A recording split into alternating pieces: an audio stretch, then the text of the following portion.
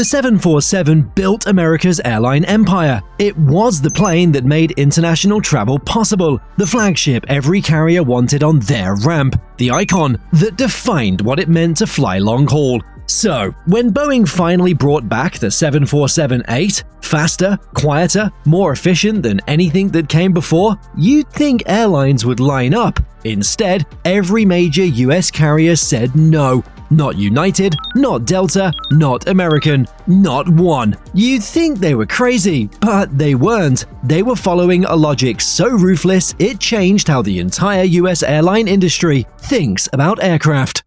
To understand how this happened, we need to look at what Boeing actually offered and what the spreadsheet said back. Boeing's pitch was seductive. Take the proven 747-400, stretch it, bolt on GEnx engines derived from the 787 program, give it a modern supercritical wing with raked tips and new high-lift systems, then sell airlines on more seats and a lower cost per seat. On paper, the 747-8i promised flagship range, quieter cabins, and that priceless halo effect at the gate. The message? Same runway footprint, more revenue, lower cost per seat mile. Think about that. But here's what really matters. The industry had changed under Boeing's feet. The 777-300ER had already rewritten long-haul economics. The 787 and A350 were closing in with composite structures, lower maintenance burdens, and high bypass efficiency that basically ended four-engine aircraft. The result? The same mission with two engines, less fuel, fewer inspections, and simpler crew pairings. Why did that matter so much in the US? Because US network economics reward frequency over gauge. A domestic megahub can fill a 747 in July. In February, not so friendly. Route planners live in spreadsheets, not posters. They're balancing seasonality, day-of-week patterns, and corporate demand that shifts by quarter. Two 787s can fly morning and evening, capturing high-yield business travelers, while one 747-8 forces everyone into a single departure with risky spill or empty seats. Here's the kicker: CASM only wins if you fill the seats consistently. Wide bodies are not stadiums, they're moving balance sheets.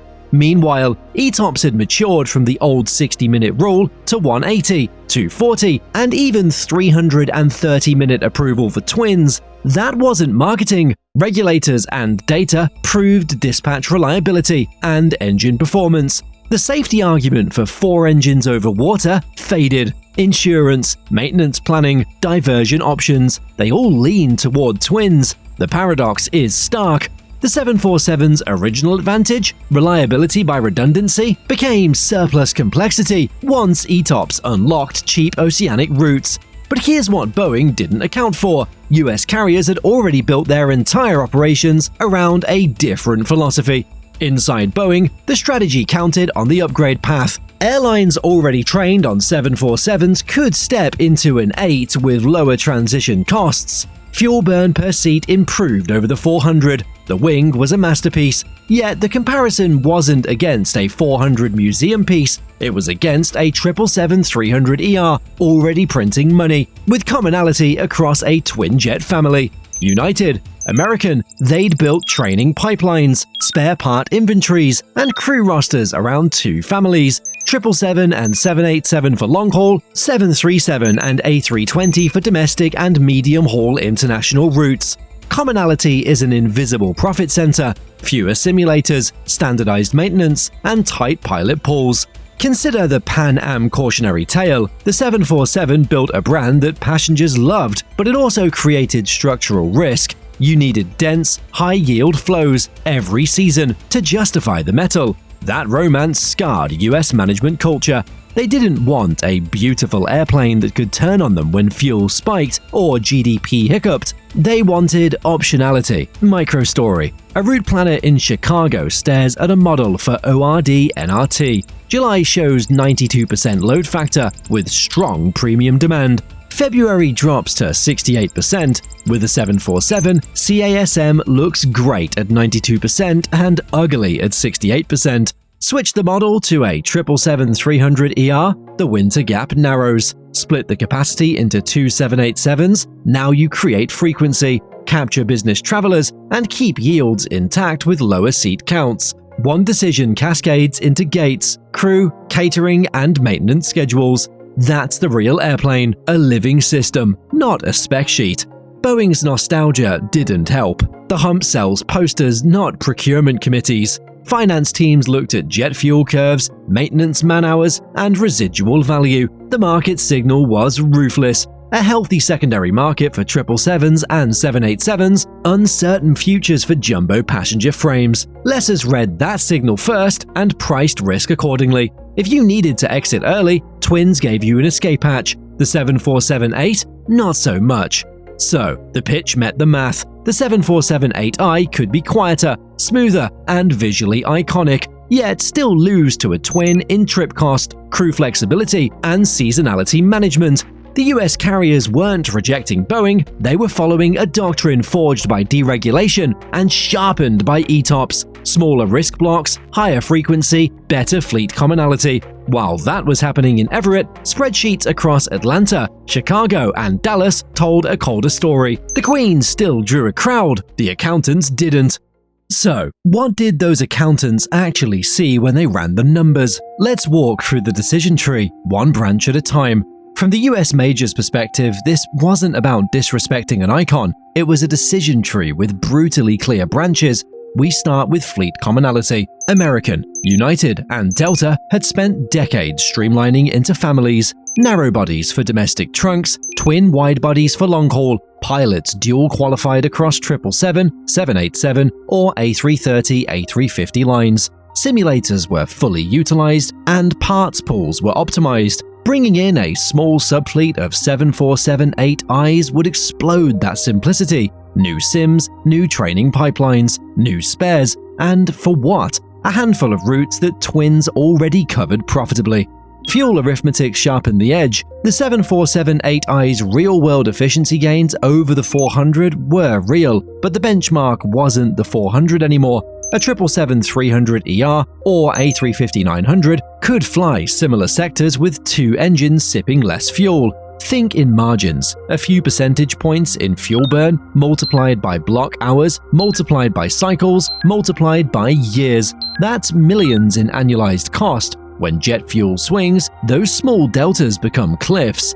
Then, the trip cost versus the seat cost. Boeing pitched a lower CASM with more seats, but CASM is a conditional promise. If you can't keep the upper deck full year round, the math flips. A half-empty jumbo drags down yields. Two smaller twins can tailor capacity to Tuesday in February without lighting money on fire. They can also add a third frequency on Thursdays in July to chase corporate timing. Frequency is revenue, gauge is risk. Flexibility became the premium product. Two 787s or one 747-8 for JFK Heathrow?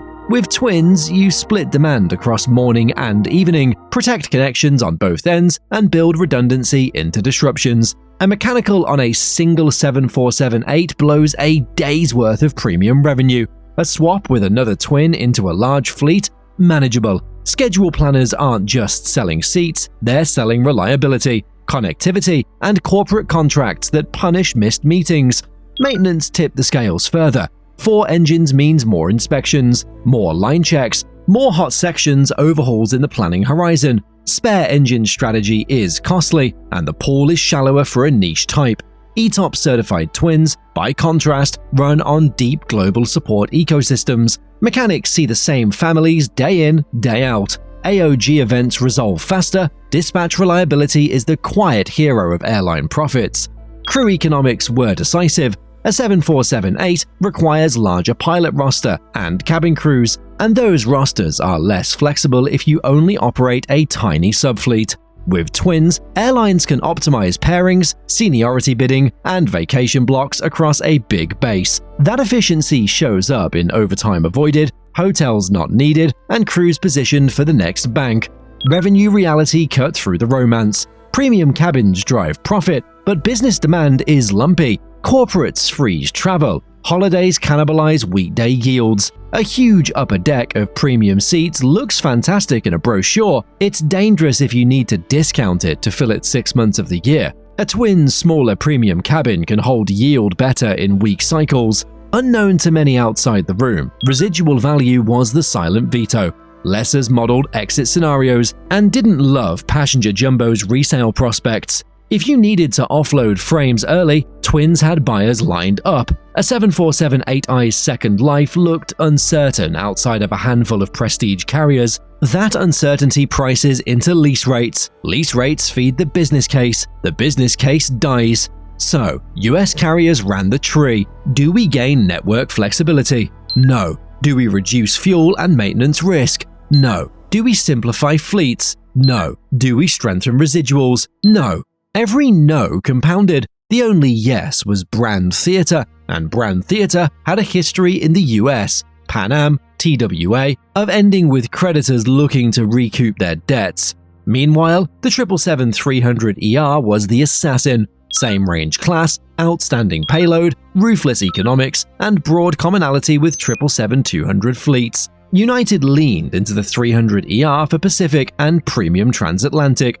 Delta, after inheriting 747-400s via Northwest, retired them and bet on A350s and A330-900s. American standardized around 777-300ERs for flagship routes and fed everything else to 787s. The doctrine was clear: Twins for everything, with gauge chosen to match seasonality, not fight it. Here's the irony. The 747-8I was technically excellent. The wing was art. The cabin is quiet. The engines are reliable and powerful. But airline decisions happen in spreadsheets, not wind tunnels. In the US, the rational answer wasn't maybe later. It was no. Consistently across 3 management cultures, 3 route maps, and 1 unforgiving set of economics.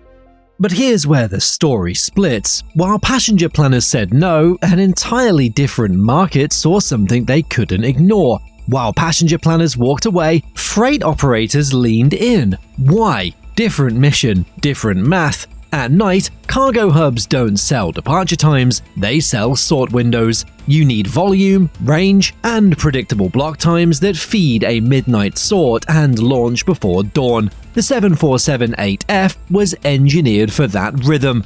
Here's what really matters. The 747's nose door is a structural advantage no twin jet can replicate easily. Out-of-gauge shipments, engines in cradles, oil and gas spools, long aerospace tooling, they all roll straight in. No awkward angling around side doors. That saves minutes on every turn and enables jobs that simply don't fit on other aircraft. Add a cavernous main deck with tall pallet positions, and you've got cube and weight working together, not fighting each other. Think about the payload range synergy. The 8F carries a lot more payload compared to a 400F, and still flies farther on less fuel thanks to the GEnx engines and that refined wing. For operators, that means fewer fuel stops on Asia-US lanes and more reliable on-time arrivals into Louisville, Memphis, Anchorage, and Cincinnati. Reliability is the product. A missed sort cutoff can wipe out a night's revenue across an entire network. Here's the kicker. Cargo demand is spiky by commodity, but the lanes themselves are consistent. Electronics, pharmaceuticals, fashion, e-commerce, seasonal peaks, yes. Yet, the directional flows stay anchored to manufacturing bases and consumption markets. Freight operators plan fleets for decade-long missions, not daily yield curves in premium cabins. The 8F slotted perfectly into that logic. Atlas Air built dense schedules around cargo contracts. Cargolux has flown it as a flagship workhorse on trans-Eurasian routes. The 8F didn't need a brand halo, it needed uptime. Meanwhile, the A380 told a cautionary counter-story. Structurally, converting the A380 into a freighter was heavy, complex, and cost-prohibitive. Deck reinforcement, door placement, and center of gravity constraints killed the business case. That left the 747 alone in the true heavy freight niche. The market sent a clear signal. Passenger jumbos were fading, but the 747 freighter had a future. So, why didn't that halo lift the 747-8I? Because the passenger problem never went away. Lufthansa, Korean Air, and Air China took the 8I as national flagships. They used it on prestige routes with reliable premium demand, often backed by hub structures that concentrate long-haul traffic into wave banks. That's a narrow niche. Even then, Each of those carriers invested heavily in A350s and 777s for the rest of their networks. The 8I was the parade uniform, twins were the work clothes. Revenue management reinforced the limit. A cargo operator can accept lower yield on a backhaul and still cover the round trip with forward demand. A passenger carrier flying a jumbo with too much winter capacity will trash yields in both directions. You can't deadhead a cabin, you discount it, and discounts teach the market the wrong price. Maintenance also splits the verdict. For cargo companies, heavy checks and engine overhauls fold into a smaller set of bases, fewer stations, and standardized missions. Crews specialize. The subfleet stigma is less painful. For a US passenger airline with dozens of stations and hundreds of daily wide-body turns, a tiny 4-engine subfleet is friction. One more engine type to stock, one more training module to run, one more simulator to schedule. Freight operators live with that complexity by design. The irony landed with the final delivery. Boeing's last 747 was a freighter handed to Atlas Air, which is operating it on behalf of Apex Logistics. That closing act underlined the bifurcation. As a passenger jet, the 8I couldn't beat twins on flexibility, fuel, or residuals in the US. As a freighter, the 8F beat everything else on mission fit.